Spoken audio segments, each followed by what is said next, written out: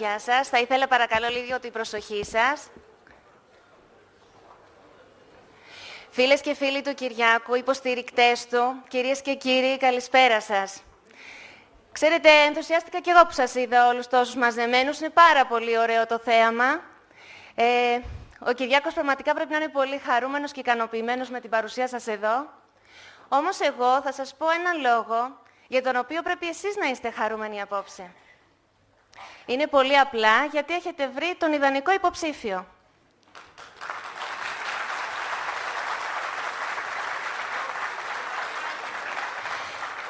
Ξέρετε, στους δύσκολους καιρούς που ζούμε, που τα πάντα απαξιώνονται, που είμαστε απογοητευμένοι και κουρασμένοι και λέμε γιατί, πάλι.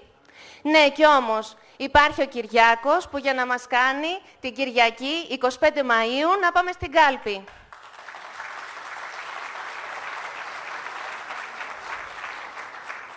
Ο Κυριάκος Πιερακάκης πραγματικά είναι ένας άνθρωπος που συνδυάζει όλα τα ποιοτικά αυτά κριτήρια που όλοι μας αναζητούμε στον εκπρόσωπό μας.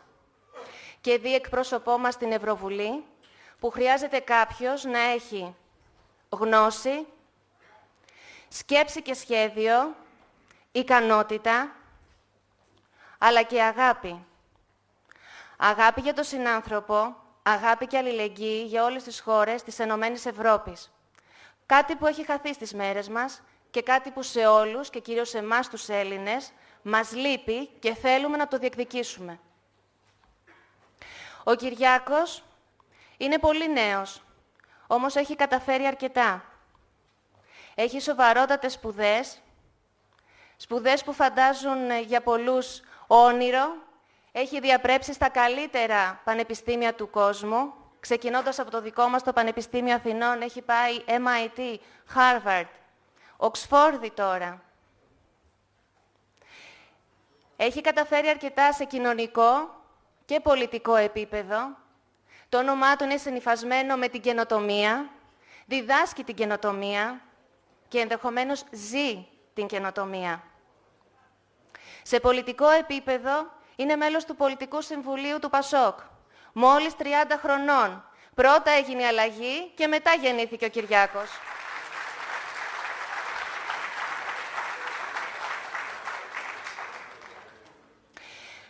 Για όλους αυτούς τους λόγους που συνοπτικά ανέφερα, ο Κυριάκος αξίζει τη στήριξή μας. Είπα ότι έχει κάνει αρκετά. Μπορεί όμως, με τη δική μας ψήφο, να κάνει ακόμα περισσότερα.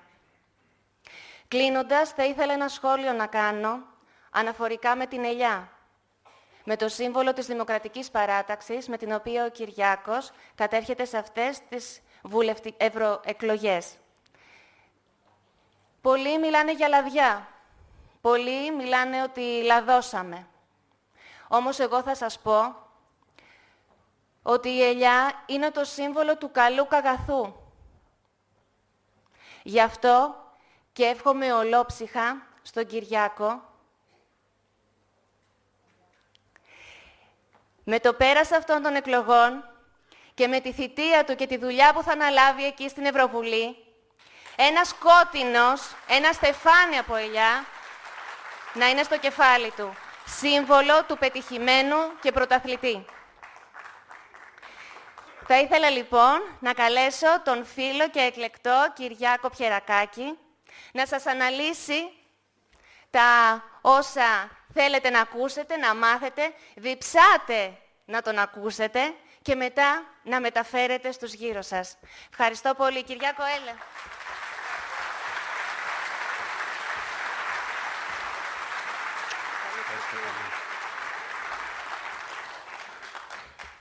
Ευχαριστώ, Μελίνα. Δεν ξέρω αν είμαι ο ιδανικός υποψήφιος, αλλά εσύ είσαι η ιδανική παρουσιάστρια.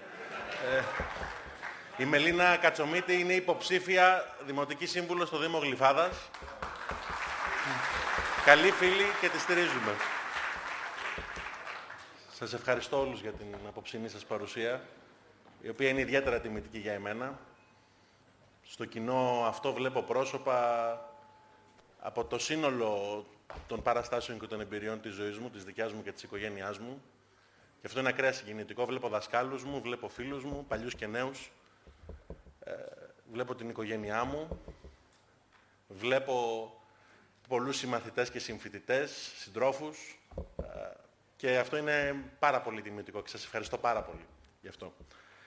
Ξέρετε, ειδικά για τους δασκάλους, υπάρχει ένα ρητό του ΕΚΟ, το οποίο λέει ότι γινόμαστε αυτό το οποίο οι πατεράδες μας και οι μανάδες μας διδάσκουν, όταν δεν προσπαθούν να μας διδάξουν. Και νομίζω ότι ισχύει πάρα πολύ και για τους δασκάλους μας αυτό. Και είναι η μεγαλύτερη συγκίνηση να τους βλέπεις μεγαλώνοντας να σε κοιτάνε. Και τους ευχαριστώ που είναι εδώ. Ταυτόχρονα βλέπω πρόσωπα σε αυτό το κοινό από διαφορετικά πολιτικά, τον καθένα από διαφορετικό πολιτικό μετερίζει. Πολλοί δεν ανήκουν στο χώρο που ανήκω και εκπροσωπώ εγώ για την Ευρωβουλή, μέσα σε αυτή την αίθουσα. Και ο στόχος μου απόψε θα είναι να τους πείσω, να σας πείσω, ότι πέρα από τη στήριξη στο πρόσωπό μου, κάνετε πολύ καλά που θα ψηφίσετε αυτό το ψηφοδέλτιο στη συγκεκριμένη ιστορική συνθήκη και για την Ευρώπη και για την Ελλάδα. Βλέπω πολλούς με τους οποίους συναντιόμαστε σε αυτή την προσπάθεια ανασυγκρότησης της κεντροαριστεράς, του χώρου που αποκαλούμε κεντροαριστερά, και βλέπω και τους περισσότερους οι οποίοι ανήκουν στον ίδιο χώρο με μένα, το Πασόκ. Και τους τελευταίους μήνες γυρνώ την Ελλάδα και σε αυτό το χώρο υπάρχει, αν θέλετε, μόνο απογοήτευση. Υπάρχει ένα αίσθημα ότι ο χώρος αυτός έχει καμφθεί. Κατά τη γνώμη μου, η απογοήτευση πολύ συχνά όμως είναι και καλυμμένη προσμονή. Και καλυμμένη προσμονή για κάτι άλλο και για κάτι διαφορετικό. Και αυτό θέλω να ελπίζω και σε αυτό θέλω και εγώ ο ίδιος να συμβάλλω. Βρισκόμαστε όμως εδώ για να μιλήσουμε για τις ευρωεκλογές. Και θα ξεκινήσω μια ιστορία η οποία αφορά πιο πολύ τον κόσμο, για να καταλήξω στο σήμερα και στην Ελλάδα και στην παράταξη που εκπροσωπώ. Και η ιστορία ξεκινάει το 1929. Και ξεκινάει σε μια άλλη ήπειρο, στην Αμερική. Το 1929 έγινε το κράχ, το μεγάλο κράχ στην Αμερική. Και είναι μια πάρα πολύ ενδιαφέρουσα ιστορία, γιατί το πρόσωπο το οποίο εκλήθη να διαχειριστεί αυτή την κρίση στην Αμερική, και το διδάσκουμε αυτό συχνά στις σχολές δημόσιας διοίκησης, ήταν το πλέον κατάλληλο. Ο πρόεδρος λεγόταν Χούβερ, ήταν ένας τεχνοκράτης, είχε όλα τα χαρακτηριστικά εκείνα από την οικονομία, από τις επιχειρήσεις, από το βιογραφικό του, από τα μεγάλα πανεπιστήμια για να διαχειριστεί την κρίση, και ήταν αυτός που απέτυχε παταγωδός. Διέλυσε τελείως τη χώρα του μέσα από τη διαχείριση. Αυτός που ήρθε να τη διαχειριστεί αργότερα, το 1933, ήταν ένας άνθρωπος ο οποίος βρισκόταν σε ένα αναπηρικό καροτσάκι. Ήταν ένας γόνος μιας μεγάλης πολιτικής οικογένειας, θεωρείται απόλυτα ακατάλληλος για να τη διαχειριστεί από τους δασκάλους του και από τους καθηγητές του. Τον αποκαλούσαν δεύτερης διαλογής νοημοσύνη. Και αυτός ο άνθρωπος λεγόταν Φράνκλιν Ρούσβελτ στην Αμερική. Και ήταν ο άνθρωπος που έβγαλε την Αμερική από την κρίση και κέρδισε τον πόλεμο. Με αυτό τι θέλω να πω, πολύ συχνά το βιογραφικό μας δεν μιλάει τόσο πολύ για αυτό που είμαστε. Μιλάει πολύ περισσότερο το περιεχόμενο του χαρακτήρα μας και το περιεχόμενο των όσων θέλουμε να φέρουμε. Το τι λέμε, δηλαδή μιλάμε για ελιά, το λάδι μετράει. Το απόσταγμα, το τι θέλεις να φέρεις, το τι θέλεις να κάνεις. Αυτή η ιστορία έχει και ένα μεγάλο νόημα για το περιεχόμενο των ιδεών που εμείς εκπροσωπούμε. Δηλαδή, το 1929 στήθηκε αυτό που αποκαλούμε σοσιαλδημοκρατία και μετά, ο χώρος που εκπροσωπώ. Υπήρχε μια έμφαση στο κράτος, υπήρχε μια έμφαση στο κοινωνικό κράτος, από τις πολιτικές αυτές του 1933. Ο πατέρας ο οικονομικός λεγόταν Keynes, μιλούσε για επέκταση της ζήτησης, για μείωση της ανεργίας. Αυτές οι ιδέες ήρθαν στη Δυτική Ευρώπη αργότερα. Αυτές οι ιδέες σε πολύ μεγάλο βαθμό εκάμφθησαν στην πορεία. Δηλαδή, ένα από τα μεγαλύτερα προβλήματα που έχουμε σήμερα σαν χώρο στην Ευρώπη και πριν την κρίση, μιλάνε πάρα πολύ ότι τελειώνουν αυτές οι διαφορές ανάμεσα στην αριστερά και στη δεξιά. Και έχουν δίκιο. Οι διαφορές αυτές έχουν συρρικνωθεί σε πάρα πολύ μεγάλο βαθμό. Όχι στα κοινωνικά θέματα, κυρίως στα οικονομικά. Είναι αυτό που αποκαλούμε παγκοσμιοποίηση. Αναγκαζόμαστε να κατεβάσουμε τους φορολογικούς συντελεστές. Ειδικά στην Ευρώπη έχουμε δημογραφική κάμψη. Ειδικά στην Ελλάδα είχαμε 1,38 παιδιά ένα ζευγάρι. Και αυτές οι ιδέες ήρθαν με κάποια πρόσωπα τη δεκαετία του 70 και του 80 στην Ευρώπη για να πάρουν την πολιτική πρωτοκαθεδρία. Τα πρόσωπα ήταν η Θάτσερ στην Ευρώπη και ήταν ο Ρίγκαν στην Αμερική. Στην Ελλάδα δεν το ζήσαμε αυτό. Και δεν το ζήσαμε και στον Ευρωπαϊκό Νότο. Στον Ευρωπαϊκό Νότο τότε εξελέγησαν για πρώτη φορά μια σειρά από σοσιαλιστές ηγέτες σε όλες τις χώρες. Αντρέας Παπαντρέου, Σοάρες, Μιτεράν, Γκονζάλες. Και αυτό είχε να κάνει με το γεγονός ότι αυτές οι χώρες ήταν δημοκρατικά καθυστερημένες, έβγαιναν από πραξικοπήματα. Υπήρξε μια τελείως διαφορετική προσέγγιση σε εμάς. Εμείς δεν βιώσαμε αυτή την επέλαση των φιλελεύθερων ιδεών. Τη βιώσαμε στην πορεία όσο περνούσαν τα χρόνια. Αλλά όσο περνούσε ο καιρός, ψηφίσαμε τη συνθήκη του Μάστριχτ το 1993 στην Ευρώπη, η οποία ακόμη περισσότερο συμπίεσε τις διαφορές μας. Και έτσι σήμερα Ενώ πολλοί πίστευαν ότι η κρίση του 2008 θα έφερνε μια επαναφορά αυτών των ιδεών στο προσκήνιο για να μειωθεί η ανεργία, δεν το έκανε.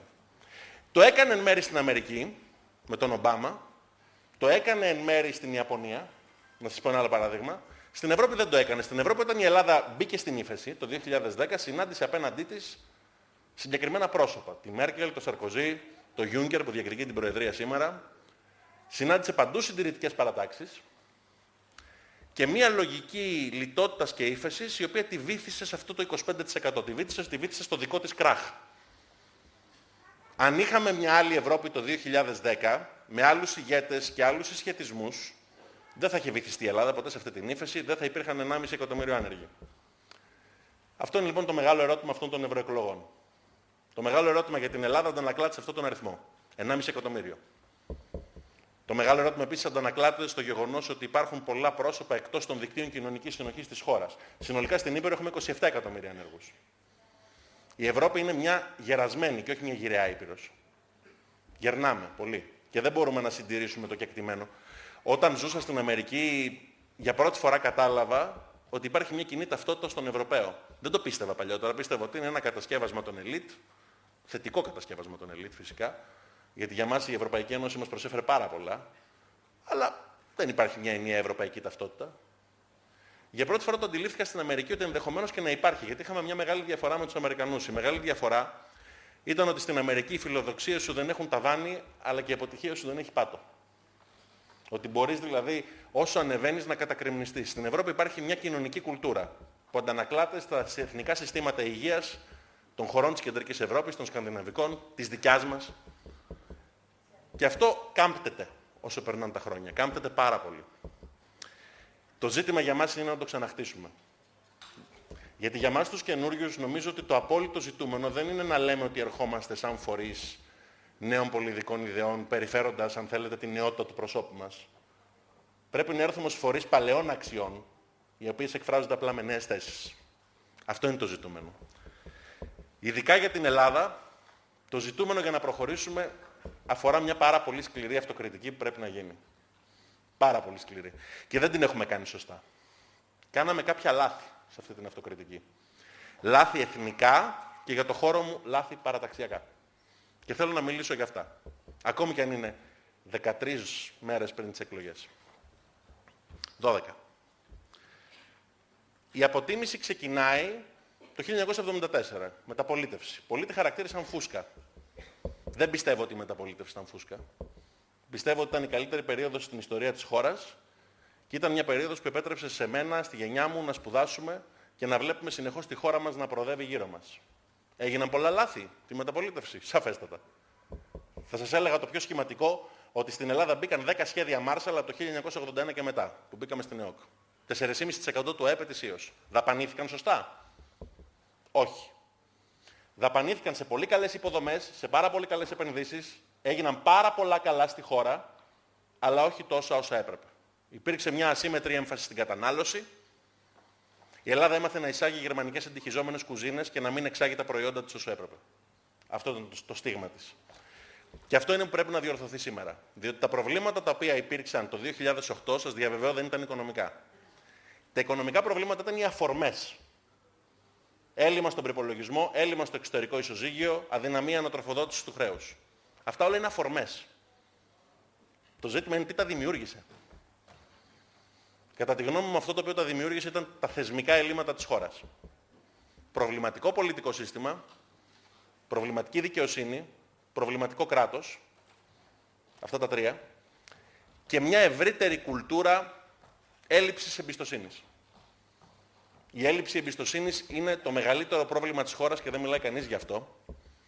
Είχα κάποτε έναν καθηγητή, ο οποίος είχε βγάλει ένα χάρτη της Ιταλίας, είχε βγάλει μια γραμμή στη μέση και μας είχε πει ότι από τη μέση και πάνω είναι Ευρώπη, από τη μέση και κάτω είναι η μαφία και η καμόρα. Τόσο χαρακτηριστικά. Και είχε απόλυτο δίκιο.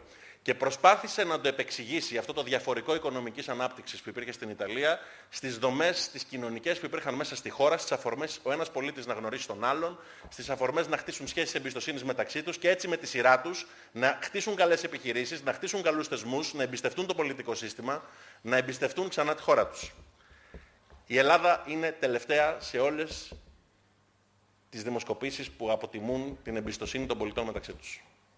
Τελευταία.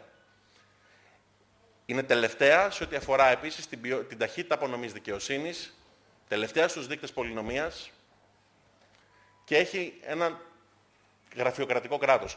Παρένθεση, το κράτος στην Ελλάδα δεν ήταν ποτέ μεγάλο.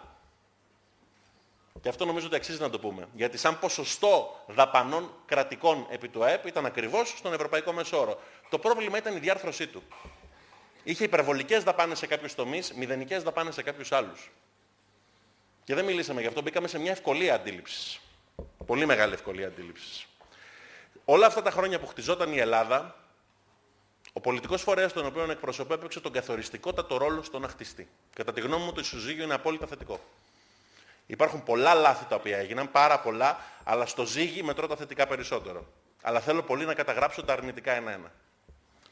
Στα θετικά, αν μου ζητάτε να πω δύο ενδεικτικά, για να μην αναπαράξω τα γνωστά, το Εθνικό Σύστημα Υγείας, όλα αυτά όσα έγιναν τη δεκαετία του 80 και του 90, το ευρώ, νομίζω ότι το πιο σημαντικό ήταν ότι το 1981 στη χώρα συνέβη μια αναδιατύπωση των σχέσεων. Ο Έλληνας επαναπροσδιορίσε τη σχέση που είχε με τον δάσκαλό του, με τον καθηγητή του, με τον αστυνομικό του, με τον αξιωματικό του, με τον βουλευτή του, με τον κάθε θεσμό της χώρας. Και έτσι αναδιατύπωσε και τη σχέση του με το παρελθόν του, το παρόν του και το μέλλον του. Η χώρα έγινε 100% δημοκρατική, διότι για πρώτη φορά στην Τρίτη Ελληνική Δημοκρατία υπήρξε σταθερή εναλλαγή των κομμάτων στην εξουσία. Το δεύτερο μεγάλο καλό ήταν αυτή η τεράστια κοινωνική κινητικότητα. Μου το είπε ένας καταπληκτικά σε μια οργάνωση του Πασόκ στο Μόναχο. Φανατικός οπαδός του Πασόκ, από το ΠΑΚ, από αυτούς που το έστησαν, με είδε και νέο και μου λέει «Νεαρέ, ξέρεις εσύ τι είναι το Πασόκ?» Του λέω «Πείτε μου». Τα παιδιά των γκασταρμπάιτερς που έγιναν επιστήμονες. Αυτό είναι το Πασόκ, μου λέει «Νεαρέ». Και αυτό πρέπει να ξαναχτίσετε. Είχε απόλυτο δίκιο. Γιατί έγινε μια τεράστια κοινωνική κινητικότητα προς τα πάνω. Σήμερα έχουμε μια κοινωνική κινητικότητα προς τα κάτω. Τα κακά βέβαια τα ξέρουμε όλοι και δεν πρέπει να τα λέμε. Η φράση «ο μόνος θεσμός είναι ο λαός» ήταν μια λανθασμένη φράση. Απόλυτα λανθασμένη φράση. Γιατί δεν είναι ο μόνος θεσμός ο λαός. Η παραβατικότητα και η ανοχή στην παραβατικότητα η οποία υπήρξε τις τελευταίες δεκαετίες ήταν πολύ μεγαλύτερη από όσοι χρειαζόμασταν για να προοδεύσει η χώρα. Έπρεπε να είχαμε χτίσει πολύ πιο ισχυρούς θεσμούς και να μην έχουμε ιδεολογικές αγκυλώσεις. Το μαύρο χρήμα που κυκλοφόρησε στην Ελλάδα ήταν απαράμιλου μεγέθους για μια ευρωπαϊκή οικονομία, αντίστοιχο με τις πρώην Σοβιετικές Δημοκρατίες. Σε αυτό δεν ευθύνονται οι άνθρωποι που συμμετείχαν σε αυτές τις διαδικασίες, όσο ευθύνονται οι πολιτικοί λειτουργοί εκείνοι οι οποίοι δεν τις σχεδίασαν σωστά και δεν είχαν τη βούληση να το πράξουν. Ο Θόδωρος Πάγκαλος πάντα αποτυπώνει καταπληκτικές φράσεις, οι οποίες μένουν. Η φράση «όλοι μαζί τα φάγαμε» στην πλήρη πρότασή της είναι τεχνικά σωστή. Αλλά ο ρόλος του ηγέτη δεν είναι να το καταγράφει. Ο ρόλος του ηγέτη είναι να σηκώνει το χέρι και να λέει «αναλαμβάνω την ευθύνη». Το πολιτικό σύστημα λοιπόν έπρεπε να έχει αναλάβει την ευθύνη. Εξ αρχής. Θέλουμε μια κοινωνία η οποία παραδέχεται την αλήθεια, αλλά κυρίως θέλουμε ηγέτες οι οποίοι την αναλαμβάνουν την ευθύνη.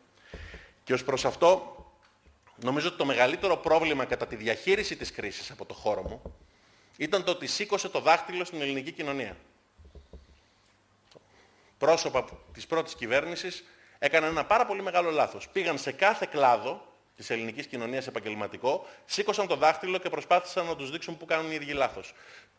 Αυτό το πρόβλημα εκκινούσε από τον πυρήνα του. Διότι μου αρέσει πολύ να βλέπω τώρα τον Ιταλό Πρωθυπουργό, τον πρώην Δήμαρχο της Φλωρεντίας, 39 ετών, να ξεκινάει τις μεταρρυθμίσεις από τον εαυτό του. Από το πολιτικό σύστημα. Να μπαίνει μέσα στο αίθουσα της Γερουσίας και να λέει «Σας καταργώ». Δεν χωράνε δύο νομοθετικά σώματα στην Ιταλία. Πρέπει να μειωθεί το κόστος. Έπρεπε πρώτα να είχαμε κάνει μια συζήτηση για τη μείωση του αριθμού των βουλευτών, για τα ασυμβίβαστα, τα οποία πρέπει να υπάρχουν, για τη μείωση όλων των προνομίων, να είχε αντλήσει το σύστημα νομιμοποίηση στα μάτια του πολίτη. Και έπειτα να πάει στην κοινωνία και να πει τώρα η σειρά σας. Αυτό δεν συνέβη. Και νομίζω ότι είναι το μεγαλύτερο πρόβλημα το γεγονός ότι δεν συνέβη, διότι η νομιμοποίηση πρέπει να έρθει ενδεχομένως ετεροχρονισμένα ακόμη και σε αυτές τις εκλογές υπό τη μορφή διλημάτων. Διλημάτων τα οποία δεν τίθενται από τους πολιτικούς ηγέτες που τα αποτυπώνουν, αλλά από την ίδια την πραγματικότητα. Γιατί τα διλήμματα είναι εκεί. Έπρεπε να είχαν τεθεί πολύ νωρίτερα αυτά τα διλήμματα. Αυτή τη στιγμή δίνεται λοιπόν μια τεράστια ευκαιρία 3 επιπέδων. να ξαναχτίσουμε την Ευρώπη, να υπάρξει μια αλλαγή σελίδας στους 751 ευρωβουλευτές του νέου Ευρωκοινοβουλίου, να υπάρξει μια αλλαγή σελίδα στην Ελλάδα και να ανασυγκροτηθεί η Δημοκρατική Παράταξη. Ο ιστορικά κατοχυρωμένος όρος. Όλες οι παρατάξεις είναι δημοκρατικές. Ο όρος είναι απλά ιστορικός. Στην Ευρώπη χρειάζεται μια αλλαγή σελίδας υπό τη μορφή μιας αλλαγής πολιτικής. Το νέο Ευρωκοινοβούλιο θα ορίσει το νέο Διοικητικό Συμβούλιο της Ευρωπαϊκής Κεντρικής Τράπεζας. Εδώ η Κεντρική Τράπεζα ακολούθησε μια προτεσταντική σκληρή γερμανική πολιτική. Η τρέχουσα ισορροπία στην Ευρωπαϊκή Ένωση βολεύει απόλυτα τα συμφέροντα του ισχυρού παίκτη. Αυτή είναι η αλήθεια. Οι συγκριτικά ανίσχυρες χώρες του Νότου υποτιμούν το νόμισμα. Το νόμισμα κάνει τις γερμανικές εξαγωγές πιο ισχυρές. Τα επιτόκια δανεισμού των γερμανικών ομολόγων είναι στο 0. Και άρα η Γερμανία μπορεί να δανείζεται με τρόπο αέναο. Αυτή είναι μια καλή ισορροπία η διαχείριση της κρίσης για τις ισχυρές χώρες. Δεν είναι μια καλή ισορροπία για μας. Κάποιος με ρώτησε, ζητάς να ψηφίσουμε το Ευρωπαϊκό Σοσιαλιστικό Κόμμα, εξελέγει ο Ολάντ στη Γαλλία και δεν άλλαξε τίποτα. Το S5 συγκυβερνά με τους συντηρητικούς στη Γερμανία. Ποια είναι η διαφορά τους?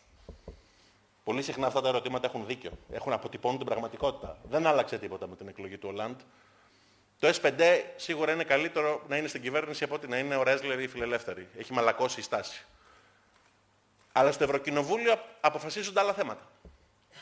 Για να έχεις διαφορές σαν χώρος στην οικονομία, πρέπει να έχεις οικονομικούς βαθμούς ελευθερίας, που να σου επιτρέπουν να τις ασκήσεις.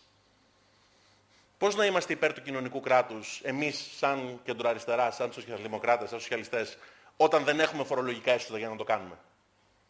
Πρέπει πρώτα να βρούμε τα φορολογικά έσοδα για να το κάνουμε και μετά να δούμε τη διαφορά στο πώς θα κάνουμε την κατανομή τους. Αυτή είναι η ουσία. Πρώτα δημιουργείς την πίτα, μετά τη διανέμεις. Και τώρα η συζήτηση είναι μια συζήτηση δημιουργίας της πίτας. Και πολλοί έχουν μείνει πίσω σε αυτό. Πέρα από το νόμισμα, βέβαια, χρειάζεται να δαπανηθούν πάρα πολλά ποσά για τον Νότο. Είχα την ευκαιρία να ακούσω το Σούλτς στην Πράγα πριν από 3 εβδομάδες, τον υποψήφιο των σοσιαλιστών, ο οποίος ανακοίνωσε ένα πακέτο 582 δισεκατομμύρια ευρώ για επενδύσεις που θα φτιάξουν 7 εκατομμύρια νέες θέσεις εργασίας. Υποδομές, τηλεπικοινωνίες, μεταφορές. Εξαιρετικό. Δεν αρκεί. Δεν φτάνει. Δεν λύνει το πρόβλημα. Χρειάζεται να γίνουν ακόμη πάρα πολλά. Στη ρυθμιστική πολιτική είναι τα σημαντικότερα. Ξέρετε, ο βασικός λόγος για τον οποίο εκδηλώθηκε η κρίση του 2008 είχε να κάνει με το ότι ο Κλίντον ως πρόεδρος στην Αμερική ακύρωσε ένα νόμο του 1930 που τον είχε ψηφίσει ο Ρούσβελτ. Που λεγόταν Glass-Steagall. Αυτός ήταν ο νόμος που όριζε ότι οι επενδυτικές τράπεζες ρυθμίζονται με τον ίδιο τρόπο που ρυθμίζονται οι κανονικές. Έχει σκληρούς κανόνες.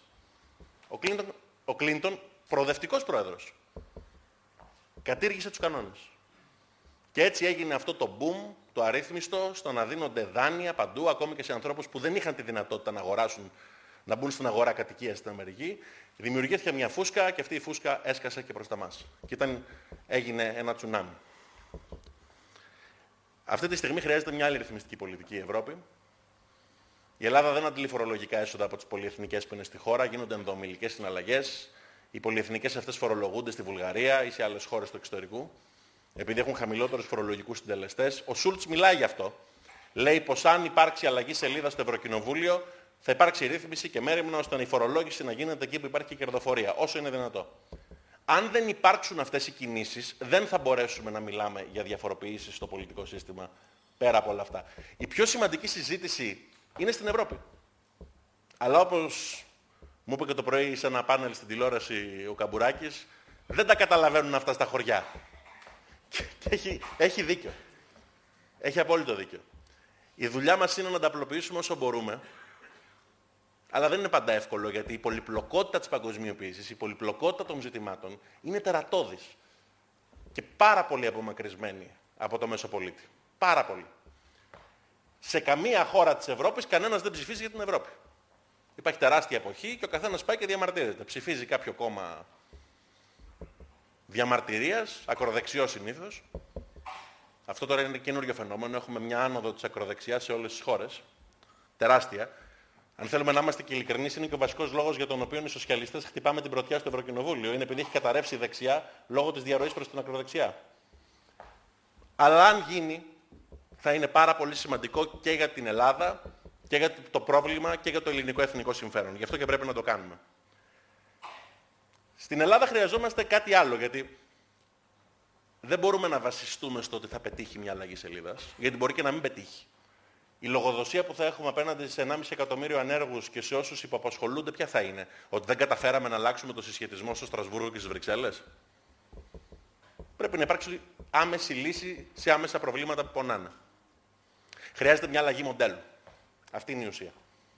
Τα προβλήματα που μας έβαλαν στην κρίση, τα θεσμικά, τα κοινωνικά, τα παραγωγικά, πρέπει τώρα να ξεκινήσουμε να τα απαντάμε. Και ο βασικός προβληματικός παίχτης είναι το πολιτικό σύστημα. Αν πάτε στην παλιά Βουλή, θα διαπιστώσετε πως υπάρχει μπροστά ένα άγαλμα του Τρικούπη και από πίσω ένα άγαλμα του Δηλιγιάννη. Και θα διαπιστώσετε πως ο αρχιτέκτονας της παλιάς Βουλής τα έχει φτιάξει με έναν τέτοιο τρόπο, ώστε το ένα να κοιτάει προς τη μία κατεύθυνση και το άλλο προς την άλλη. Αντανακλώντας τις μυθικές αντιθέσεις που είχαν μεταξύ τους. Από τότε. Συνεχίζεται αυτό το φαινόμενο. Το μεγαλύτερο πρόβλημα πολιτικό αυτής της χώρας ήταν η κουλτούρα δομικής αντιπολίτευσης που υπήρχε μέσα στη μεταπολίτευση και στην οποία συμμετείχε και ο φορέας που εκπροσωπώ, αλλά δεν συμμετέχει πια. Δεν συμμετέχει πια. Γιατί στην παρούσα φάση το πρόβλημα μας υπερβαίνει. Δεν το αντιλαμβάνεται αυτό η σημερινή αντιπολίτευση, κατά τη γνώμη μου, όσο πρέπει, διότι αν κληθεί να κυβερνήσει, που είναι πιθανό, θα πρέπει να έρθει με μια θετική πρόταση και όχι με μια αρνητική. Αυτή τη στιγμή το μεγαλύτερο πρόβλημα στο έλλειμμα εμπιστοσύνης είναι το ότι υπάρχει μεγάλη απόκλιση ανάμεσα στις προεκλογικές υποσχέσεις και στη μετεκλογική πρακτική. Αυτό το κενό πρέπει να συρρικνωθεί. Αυτό το χάσμα πρέπει να συρρικνωθεί. Για να μπορέσει ο κόσμος να ξαναέχει εμπιστοσύνη στο πολιτικό σύστημα. Δεν μπορούμε να πολιτευόμαστε με βάση το ευκταίο. Πρέπει να ξεκινήσουμε να πολιτευόμαστε με βάση το εφικτό. Και ως προς αυτό ο καθένας νομίζω ότι το επόμενο διάστημα θα πρέπει να αποτυπώσει ξεκάθαρα τι προτείνει για τη χώρα. Η άποψή μου είναι ότι η χώρα δεν πρόκειται να αναπτυχθεί ξανά αν δεν μπορέσουμε να στοχεύσουμε στις εξαγωγές, στις ξένες επενδύσεις, στην καινοτομία, στην έρευνα και αν δεν επιλέξουμε μερικούς στρατηγικούς κλάδους στην οικονομία. Έτσι ώστε τα υφιστάμενα ποσά να πέσουν εκεί. Έχει ασχοληθεί κανείς σήμερα με το ποια είναι η διάρθρωση του ΕΣΠΑ? Πού πάνε τα λεφτά του ΕΣΠΑ? Εσύ, Νίκο, έχεις. Αλλά οι περισσότεροι δεν έχουν. Έχει ασχοληθεί κανείς με το ποια είναι η διάρθρωση του προγράμματος δημοσίων επενδύσεων? Πού πάει, πώς και γιατί? Αυτή είναι η πραγματική κουβέντα. Δεν έχουμε μπει στον προϋπολογισμό με το μεγενθητικό φακό να δούμε που πάνε τα κονδύλια. Σας διαβεβαιώνω, επειδή έχω εμπειρία από το ελληνικό δημόσιο για ένα μικρό διάστημα, υπάρχουν μεγάλα ποσά στα οποία τα κεντρικά υπουργεία δεν έχουν εικόνα που πάνε και πώς και γιατί. Και αυτό πρέπει να το δούμε. Και πρέπει να το δούμε, κατά τη γνώμη μου, άμεσα. Κλείνω με μερικές σκέψεις που αφορούν το χώρο, την κεντροαριστερά. Αναφέρθηκα πριν στον Τρικούπη. Είναι ένα παράδειγμα που το αναφέρω συχνά, ότι η παράταξη αυτή κλήθηκε να διαχειριστεί 3 χρεοκοπίες στην ελληνική ιστορία. Η πρώτη ήταν του Τρικούπη, του Ανθιμών Γουλημής, το 1893. Η δεύτερη ήταν το 1932 με τον Ελευθέριο Βενιζέλο. Και η τρίτη ήταν το 2010. Γιατί ήταν ουσιαστικά μια de facto χρεοκοπία. Σε όλες αυτές τις περιπτώσεις, η ανασυγκρότηση του χώρου που τη διαχειρίστηκε χρειάστηκε πάνω από μια δεκαετία. Στην περίπτωση του Τρικούπη, από το 1893 στο 1910, που βγήκε ο Ελευθέριος Βενιζέλος με ένα καράβι στον Πειραιά, από την Κρήτη, βγήκε στο Σύνταγμα και είπε ότι έρχομαι ως φορέας νέων πολιτικών ιδεών. Όσοι θέλουν να με ακολουθήσουν. Από το 1932 μέχρι το μεγάλο κέντρο του 1960 χρειάστηκαν πολλά περισσότερα χρόνια. Είχαμε πολέμους. Φυσικά δεν πιστεύω ότι θα γίνει τώρα το ίδιο. Υπάρχει όμως ένα μεγάλο πολιτικό κενό αυτή τη στιγμή σε αυτό το χώρο. Ένα κενό όχι τόσο ουσίας όσο συναισθήματος και συμβολισμού. Γυρνώντας στη χώρα βλέπω παντού αυτή την παράταξη. Γιατί η παράταξη δεν είναι η κεντρική θεσμική της έκφραση, η παράταξη είναι ο κόσμος που την εκπροσωπεί. Ο κόσμος μάλλον που ζητάει να εκπροσωπηθεί. Η παράταξη είναι ο κόσμος. Ο κόσμος αποτυπώνεται στα πρόσωπα δημάρχων, στα πρόσωπα δημοτικών συμβούλων, στα πρόσωπα περιφερειαρχών, υποψήφιων περιφερειακών συμβούλων, σε συνδικάτα, σε επιμελητήρια, σε συλλόγους. Αποτυπώνεται παντού. Αλλά έχει αυτά τα ερωτηματικά, αυτή τη στάση προσμονής. Είναι φυσιολογικό να υπάρχει αυτό. Και σε άλλες χώρες, αν δείτε, που συνέβη το ίδιο πράγμα, πάλι τόσος χρόνος χρειάστηκε. Χρειάστηκαν αρκετά χρόνια. Για μένα όμως το μεγαλύτερο ζήτημα αυτής της συζήτησης δεν έχει να κάνει καθόλου με τα πρόσωπα. Υπάρχει μια μεγάλη προσμονή η οποία μιλάει για νέα πρόσωπα. Ή μια άλλη η οποία αφορά την επαναφορά του παλιού προσωπικού του χώρου, την επανασυγκόλληση. Και οι δύο αφηγήσεις είναι ελληματικές. Είναι αναγκαίες συνθήκες, δεν είναι ικανές. Γιατί η μία παραγνωρίζει τη φθορά των προσώπων και η δεύτερη παραγνωρίζει το ότι η ηλικία δεν έχει καμία σχέση με το περιεχόμενο. Χρειάζεται μια τελείως διαφορετική προσέγγιση. Νομίζω ότι μια άλλη φράση του Πάγκαλου εδώ πέρα έχει στοιχειώσει στο χώρο. Έχει μιλήσει κάποτε για 8 με 9 πρωθυπουργήσιμους. Και αυτή η φράση έχει στοιχειώσει πάρα πολλά πρόσωπα, τα οποία ακόμη και σήμερα χαρακτηρίζονται από έναν ναρκισσισμό των μικρών διαφορών ή από έναν κινησμό των μικρών συμφερόντων ή των μικρών φιλοδοξιών. Μη αντιλαμβανόμενο ότι το διακύβευμα τα υπερβαίνει. Η ανασυγκρότηση του χώρου δεν θα γίνει ποτέ όσο υπάρχουν αυτά τα μικρά κομμάτια, τα σπασμένα, στα οποία κι εγώ ίδιος δεν μπορώ να αποτυπώσω ποιες είναι οι διαφορές τους. Πέρα από τις εξατομικευμένες φιλοδοξίες των ηγετών τους. Η ανασυγκρότηση θα γίνει όταν υπάρξει μια υπέρβαση των εγωισμών και όταν σταματήσουμε να μιλάμε για την κεντροαριστερά με όρους κορφής, αλλά αρχίσουμε να μιλάμε με όρους βάσης, με όρους πολιτικής.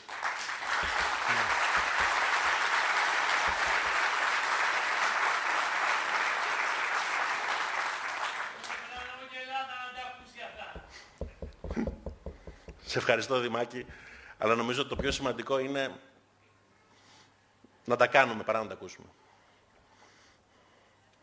Πρέπει να γίνει αυτή η συζήτηση με όρους κοινωνίας. Δηλαδή, να μιλήσουμε για το τι και όχι για το ποιοι, ούτε καν για το πώς. Και δεν γίνεται ακόμα να μιλήσουμε γι' αυτό επίσης. Αυτή είναι μια ειλικρινής αποτύπωση. Γιατί για να πεις ποιους εκπροσωπείς. Ένας χώρος πρέπει να αποφασίσει πάντα με ποιους θα πάει και ποιους θα αφήσει. Ποιους βάζει απέναντι και ποιους εκπροσωπεί.